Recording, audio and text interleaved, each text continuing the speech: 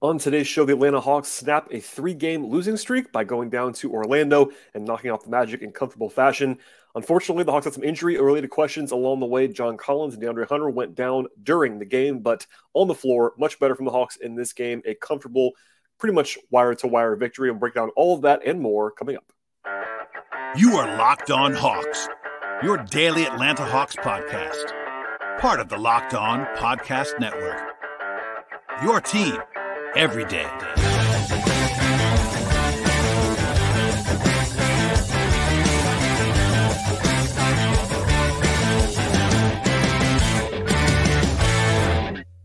Hello, friends. Welcome to episode 1358 of the Locked On Hawks podcast. I am your host, Brad Rowland, coming to you on a Wednesday evening, November 30th. And today's show is brought to you by SweatBlock. If you are someone you love is experiencing embarrassing sweater odor, try SweatBlock right now. Save 20% off with the promo code LOCKEDON at sweatblock.com. Also available on Amazon. And today's show will be myself breaking down Hawks Magic from Wednesday evening. I'm actually in Orlando. As you're watching on YouTube, you probably know this by now. It's kind of a lo-fi setup here, so my apologies, not my normal video or audio quality on this one, but you will hopefully understand that I am on the road covering the game. Certainly was courtside this evening for a pretty interesting game all the way around, and the Hawks get a win that was badly needed. They led by as many as 25 points in the second half.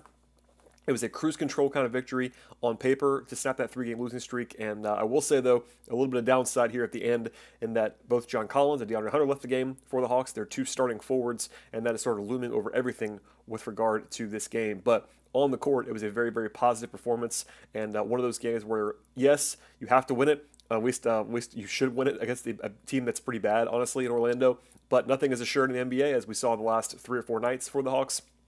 And they went out, established it early on, and then rode the wave, and really were never seriously challenged after halftime. So coming into the night, the Hawks were facing a Magic team that was 5-16 overall this season and 1-7 in the last 8 games. A pretty bad team on both ends of the floor. Of course, the Hawks played them in Atlanta back in October during that early 5-game soft stretch of the schedule.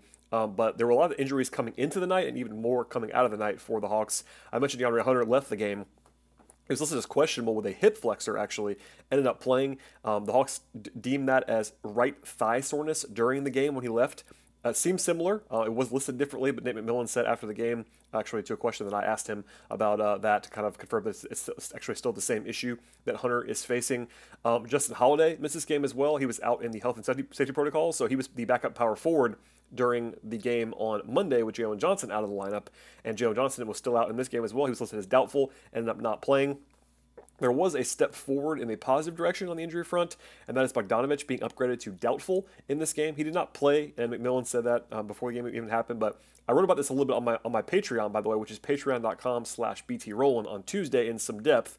But Landry Fields went on the radio on 92.9 The Game in Atlanta this week and said that Bogdanovich, quote, should be back pretty soon here, end quote, and also said he would imagine it would be, quote, in the next few games, end quote. Then that was the change from the injury report. He's been out on every single injury report this season until he was listed as doubtful on Tuesday into Wednesday. Now, he did not play in this game. He didn't seem to be getting ready to play in this game, but it will no longer shock anybody if he plays even as early as Friday. The Hawks have not said that, but anytime you get that notable change in the designation, anything can happen at that point. On the Orlando side, no Wendell Carter Jr. in this game, their best center, as well as Mo Bamba and Jalen Suggs, so they were shorthanded in this spot as well. They did get Markelle Fultz back for his season debut, actually, on this night, and Cole Anthony returned from an injury. The Hawks were favored by our friends at BetOnline by 6.5 points, and they covered that with ease in this spot. That kind of tells you that even on the road and even shorthanded, the Hawks were supposed to win this game, and they went out and won this game. As for the game itself, the Hawks allowed a little bit of offensive juice from Orlando in the first few minutes, but the Hawks were scoring kind of at will, honestly.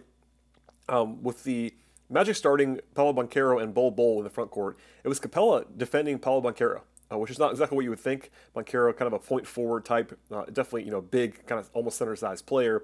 But Capella had a nice job on offense in this game, finishing around the rim and then defending Banchero while also rebounding. He was fantastic in this game.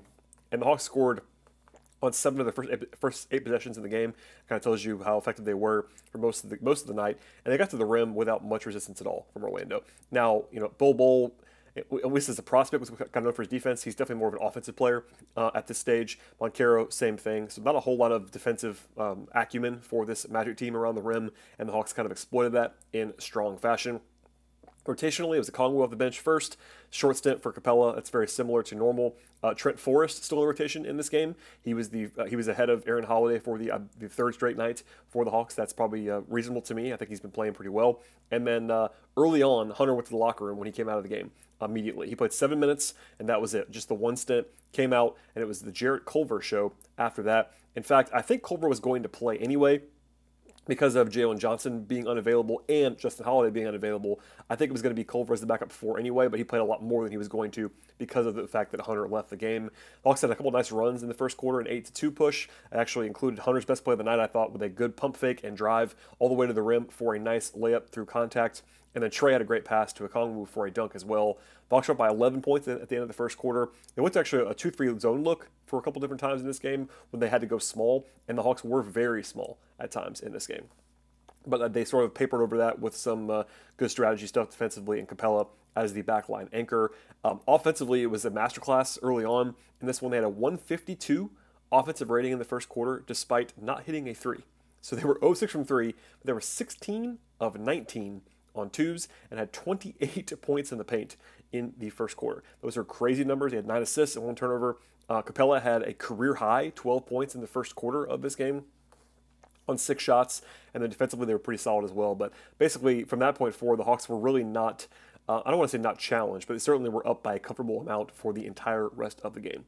In the second quarter, it was the lineup that kind of had some predictable issues, was the bench plus Murray group, because the bench was even more weakened than it normally would be. It was Murray, it was Forrest, it was Griffin, Culver, and Okongwu. They're obviously very small there with Murray and Forrest plus Culver at the 4 and Okongwu at the 5.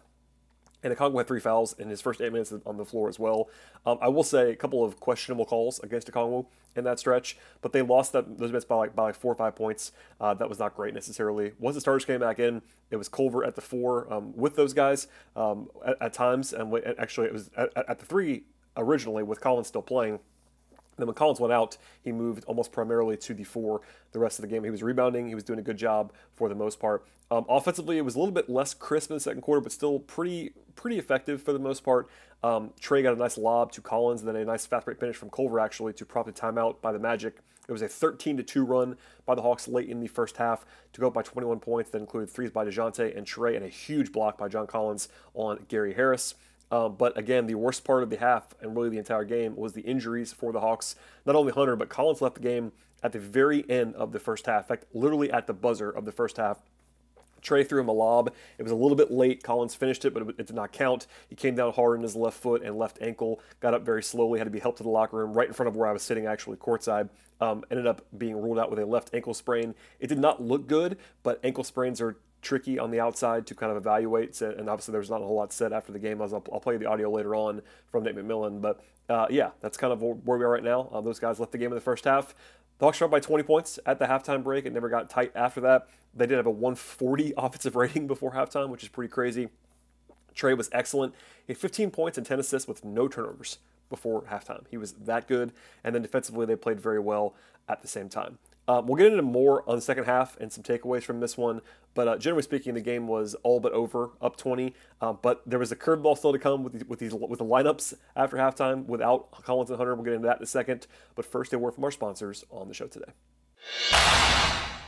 Today's show is brought to you by SweatBlock, and no matter what situation might be, dealing with sweat is never fun, and no one wants to sweat at a bad time, honestly. Whether you're giving a presentation at work, or going on a date, or dealing with the heat in Atlanta or somewhere else in the South over the summer. In fact, sweat issues can really hurt your confidence overall. We all want to be confident in what we're doing, and with that said, SweatBlock is the best way to fix those problems. SweatBlock wipes have been the bestseller on Amazon for more than 10 years at this point, with more than 10,000 5-star reviews. SweatBlock does not keep you dry, you get your money back, and if you or someone you love is experiencing embarrassing sweat or odor, SweatBlock is the answer that you need, and you can try it risk-free today. Go to sweatblock.com and save 20% if you use the promo code LOCKEDON, and SweatBlock is also available on Amazon. One more time, that is sweatblock.com and promo code LOCKEDON for 20% off with SweatBlock.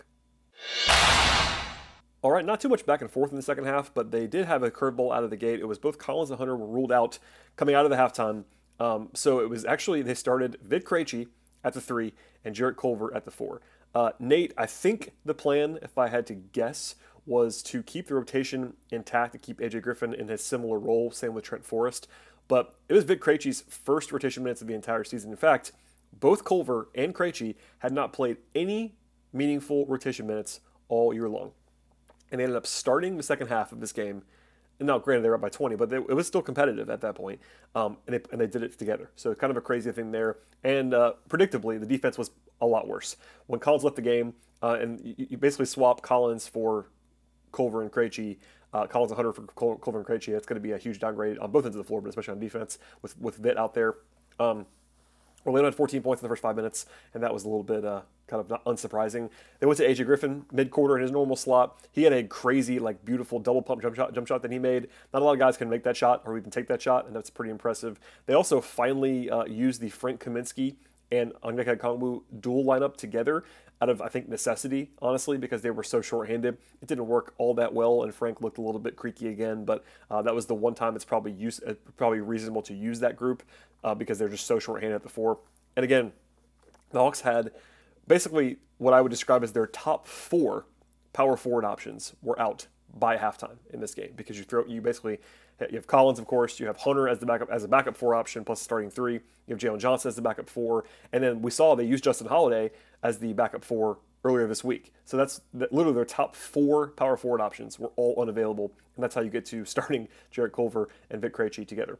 Anyway, the league got down to 14 a few times in the third quarter. Trae Young, though, was kicking it into high gear on offense. He had 13 points in the first 8 minutes of the third, and then that sparked a 15-4 run by Trae and the Hawks to go up by 25, and they were up by 24 at the end of the third quarter. They had 100 points through 3 quarters. Offensively, they were cooking the entire way, and good on defense as well. It did help that Orlando was turning the ball over like crazy, but the Hawks were certainly able to profit from that, which was a positive. And then their one remaining run by Orlando happened early in the fourth. It was an 11-4 push to get the lead down to 17. The Hawks were up by as few as 15 in the fourth quarter, I should say. A couple of good. Anytime the Hawks were kind of scuffling, they were able to get to the rim again after they kind of refocused, which is probably a good thing. That's one of the stories that I thought. They were a little bit ISO happy in the fourth quarter, as they are prone to be, but I was a little bit surprised rotationally by one thing, is that Griffin, not that he didn't start, that was, people kind of overrate that, but I was surprised and I think a little bit befuddled that it was so much Vitt Krejci in the second half. I thought AJ was definitely underutilized in the second half. Now, he ended up playing a decent amount of minutes. 23 minutes is totally fine for him, but given the stakes and given the situation, I would have probably gone a little bit higher on that with AJ. Anyway, a couple of dagger spots. Murray hit a 3 with about 4 minutes to go up by 18. It was kind of probably over at that point. If that wasn't it, it was a layup by Culver off a dump down pass by Capella with about 2.5 minutes to go back up by 17. And it was basically all garbage time from there. In fact, Aaron Holiday, who was the only guy who did not play any rotation minutes in this one, came in ice cold at the very end for the final minute, along with Kaminsky and Krejci, etc. So at the end of the day, the Hawks played well in this game. Now, you have to adjust a little bit for Orlando. They are that bad. They're 5-17 now, and shorthanded in this one. You could argue that Wendell Carter Jr. is one of their 3 best players. He was out, Mobamba, etc. They have some real shortcomings on this roster. Defensively, it was kind of a mess, but the Hawks were good on both ends of the floor in this game. A 125 offensive rating, and it was even better than that for most of the game. They shot 69%, very nice on twos. 62 points in the paint for the Hawks in this game. They shot 78% at the rim. It was a layup parade, especially in the first half, but really it was they were able to get every shot they wanted to around the rim the entire game. They also won the possession battle by a lot. The Hawks ended up taking 15 more shots than the Magic did because they had 14 offensive rebounds and only 12 turnovers in the game. That's an excellent ratio. They shot the ball 8 of 32 from three-point range. That's 25%. They did that, and they still won, and they were able to play efficiently because they did everything else well on offense.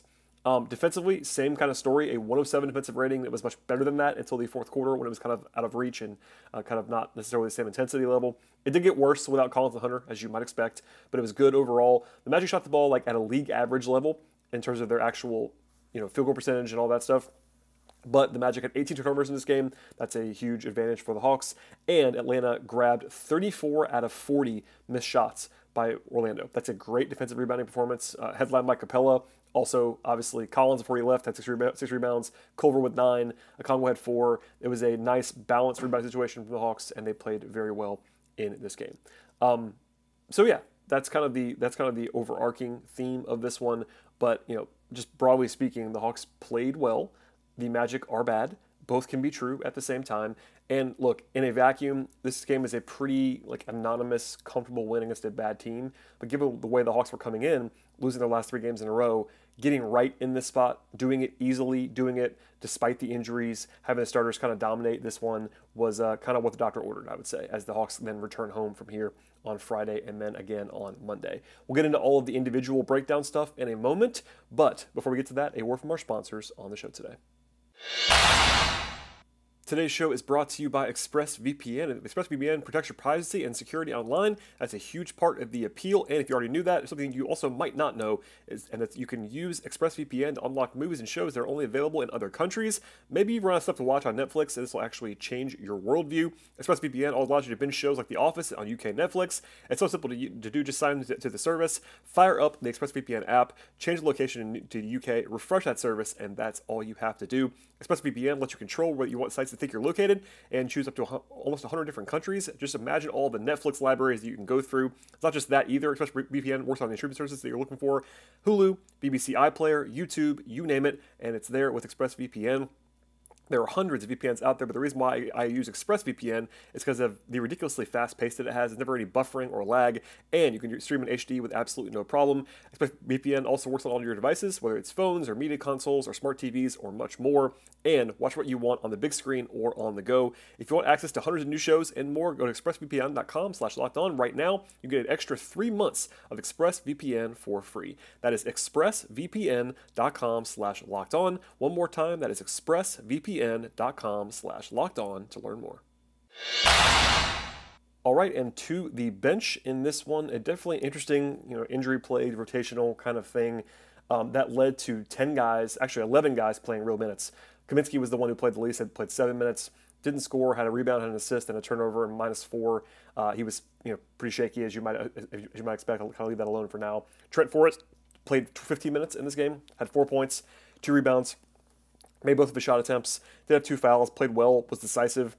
People keep asking me why Forrest is playing, and I think it's pretty obvious he's just making good decisions. He's not a good shooter on the perimeter, but he definitely defends, and he's handling the ball well. He's attacking closeouts, kick out passes, and a good process overall from him. Culver, I thought, was good in this game. Now, I've already seen some people going a little bit overboard with Jarrett Culver, which is kind of what happens when a guy who's a former lottery pick has a nice game. There's pros and cons here. So on the positive side, 12 rebounds. That's a career high for him, by the way. 9 defensive rebounds. He was definitely playing aggressively, had 2 steals, did his job well in that regard. He did play defense, he did rebound, he was crashing, had a block shot, he was active, he was definitely fresh-legged in this game. He played well, I'll say that. Now on offense, it is clear to me, and I think if you watch this game close enough, he is a negative pretty obviously. That has been the case for a long time. His shooting is pretty poor, between him and Forrest. Those guys are pretty much non-shooters in a lot of ways. Once the Magic kind of figured out that Culver wasn't going to shoot, or basically can't shoot from three-point range, they were able to adjust and play off him a little bit more and exploit that. But I thought he played well, and being that he was thrust into action, I think the Hawks did prepare him pretty obviously to play the 4 in this game. I think that was the plan all along, judging by the fact that he came in before Collins went down as the backup 4. But Culver did his job, and this one was +7 in 30 minutes. That's a pretty crazy high number. We'll talk about that at the end of the show, kind of what happens if Collins and Hunter are out. But certainly Culver did sort of a nice audition to get some minutes here, as long as the Hawks have these challenging wing rotation minutes and full rotation minutes they actually have to fill. Krejci had 18 minutes, all in the second half. So he played almost the entire second half. Had 4 fouls. 0 for 2 from the floor, had an assist, had a rebound. Defensively, Vit is not very good, and it was kind of coming into the night when you were going through the rotation, and it's like, all right, you have these options if things go wrong. It's Krejci versus Culver for some minutes at the forward spots. I kind of always assumed Nate's going to default to defense, which is what happened. Culver played more than Krejci because of that. Krejci is a lot more talented on offense than Culver is, but at the same time, I think Culver's probably more ready to play because of his defense and his activity level. So there you go on that. And the guys that you might expect to play big minutes, Okongwu and Griffin, both played pretty well. Onyeka was better tonight than he had been previously. 12 points, 8 rebounds, and had 2 2 turnovers and 3 fouls, but did his job and didn't have to play a whole lot in the second half. And then Griffin, 15 points on 12 shots in 23 minutes. He is definitely getting him up, as he should. 3 of 6 from 3 in this game. Should have played more in my mind, but had a steal, had an assist, had a rebound, and did his job with a +7 off the bench. Collins and Hunter didn't play a ton. Obviously, Hunter had to leave the game. Collins, I thought, played good defensively before he had to leave in the first half. He had 6 points, 7 rebounds, 2 steals, and a block in 17 minutes. Was +21 in the first half of this game. And then the big 3 on this night were, of course, Young, Murray, and Capella. I thought Capella was just flat out excellent. Nate talked about that. Trey talked about that as well. 20 points, 12 rebounds, had an assist, had a steal, and just did his job beautifully in this game. By the way, shot 9 of 10 from the floor and 2 at the free throw line, so good to see Clint making those. And he was flying around. He was definitely kind of dominating. I know my friend Glenn Willis talked about this during the game, but he could have gotten even more points if the Hawks had kind of targeted him more, which is kind of funny on a game where he had 20 and 12, but he played great. And then Young and Murray were both good as well. DeJounte wasn't like lights out, but it was better in this game than he's been for most of the time recently. 27 points, 6 assists, did have 2 steals, did have 5 turnovers, which is probably a little bit too many that you would want, but he shot the ball pretty decently. He was 8-15 on 2s and 3 of 8 on 3s. That's totally fine.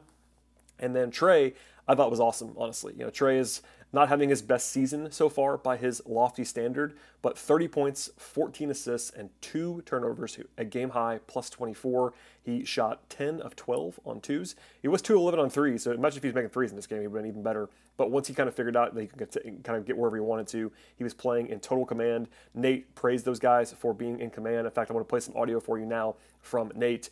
First, kind of just Nate's broad assessment of the night. You'll hear the question by Lauren Jabara of Valley Sports Southeast, and you'll kind of hear Nate talk about what his basically initial and overall thoughts were on the game. Hey Nate, this one has to feel good. It just really felt like you guys were able to attack him, especially in the paint, 62 points in the paint. What did you see from your team to fight? I thought our guards did a good job of establishing the tempo from start to finish. Trey and DJ did a nice job of establishing the defense. We were able to get out and get into transition, and we kept that pace the entire night. We had some guys to go down, and we had players to step in and be productive, but it started with our guards doing a good job of establishing the tempo, knowing that we needed to get this game, and just play solid basketball throughout this game. Did a good job of getting us into our offense. Only 12 turnovers. I think we had 5 at the half, and finished with 12 for the game.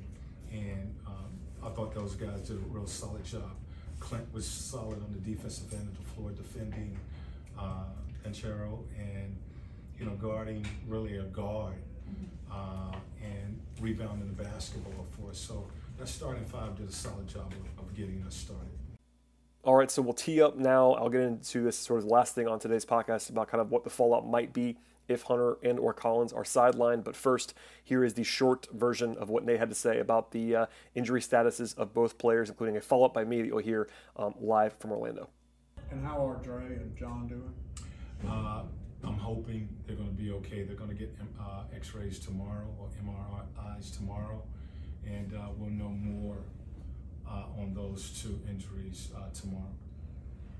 Was Dre's a new injury? Is it 'cause it's on the same side as the one he was on the injury report? No, for? that's the one that It's the same. It's the yeah, same. was sore. Yeah. So I want to stress right now, we do not know anything else about DeAndre or John as I'm recording this podcast late into the night on Wednesday into Thursday. You heard there, Nate said they're going to get MRIs on Thursday. Hunter's injury, as he kind of clarified to me there, it was listed as 2 different things, but it is the same injury, so it's some sort of hip/thigh issue. And Collins, very obviously more easy to kind of figure out what it is. It's the ankle. It was very obvious to anyone that was watching the replay of that incident. So it's complicated. Eventually in the near future, you'd imagine Justin Holiday will be out of the protocols. Jalen Johnson was doubtful to play, but he might be back as soon as Friday as well. It'd be very helpful to have those guys back. If you had to do a game without all 4 of them, then you would probably see what you saw in the second half tonight, which was a lot more of Krejci and a lot more of Culver. That isn't what anybody wants, I don't think, but that would be the case. If Hunter is out for a while and Collins were to be available, I think you would see a lot of AJ Griffin, obviously, maybe even some Culver, maybe some more Trent Forrest. We'll see some more Justin Holiday if he's available, etc. And then if Collins is out, it's a little bit more complicated because, yes, you have Jalen Johnson, but Jalen Johnson is a guy that has not been playing huge minutes necessarily. Hunter has played some backup 4, but if he's banged up as well, they don't have as much depth at the 4 spot. On the wings, you could play Trent Forrest. You could play Aaron Holiday if you want to. They're obviously small, but you can do that. At the 4, it's basically the Hawks only have Jalen Johnson as a guy that I would describe as a primary power forward. They do have guys who can play there. Justin Holiday has played there before. We saw tonight it was Jarrett Culver. But Collins, there's a reason why they have not traded Collins. This is one of those, I'm not trying to go down that rabbit hole right now, but one of the things is he's very valuable to them and that he can play that role defensively in particular. On offense, it's kind of, you could put a wing there on offense, but on defense, that secondary rim protection role, rebounding, etc. So Collins is difficult to replace. And we even saw it this year. Hunter missed that one game, and the defense went off a cliff. Now, I think Hunter is easier to replace on offense than defense at this point because you could play Jay Griffin, obviously, in that spot. But, yeah, definitely some questions. We'll see if there's any more updates between now and Friday. It's one of those things where, I kind of have to default to those guys maybe not playing on Friday if I had to guess right now. But, again, a total guess at this stage. And if we get a timeline, we'll go over kind of who's available. Clearly, Bogdanovich getting close would be a little bit helpful if they were to miss Hunter for some length of time because Bogey is a NBA quality wing player, but they're very different players, obviously, with their strengths on offense and defense, et cetera, et cetera. So, yeah, a little bit of a black cloud hovering over this win, but at the same time, the Hawks win this game comfortably, and they do it in a way that was, they needed this one, let's just say. Nothing's a must-win in the NBA, especially not in November against a divisional opponent that you play 4 times. But definitely a nice night to get a win and not have any kind of incident along the way in terms of on the floor. Obviously, the injury stuff looms, but the result was a positive one overall. From here, the Hawks return home on Thursday. They have the day off on Thursday, no practice or anything like that. MRIs, of course, for Collins and Hunter. And then they play at home on Friday against the Denver Nuggets. The Nuggets played tonight as I speak on Wednesday evening. At home in Denver, they won against the Rockets, so they have a long trip from Denver to Atlanta, so a slight advantage there, and then we'll see what happens. And then the Hawks are actually, after that, they're off on Saturday and Sunday before they return home again on Monday. So sort of a mini 2-game homestand here over the weekend. We'll have full coverage as we always do on the podcast. I'm planning to record a show on Thursday evening as well, provided I get to Atlanta back in one piece, so we'll stay tuned for all of that. Please subscribe to this podcast on any podcast platform across the board: Apple Podcasts, Spotify, Stitcher, TuneIn Radio, Podbean, Odyssey app, all those places, as well as YouTube on the video side. Please follow me on Twitter at BT Rowland. Follow the show on Twitter at Locked On Hawks if you're interested in my written content, which I am cranking up a lot more of these days. It's patreon.com/BT Rowland. Still free. You're able to pledge if you'd like to follow me and support me there, but also you can just read the posts that are available right now. At this point, they're all publicly available. So check that out as well.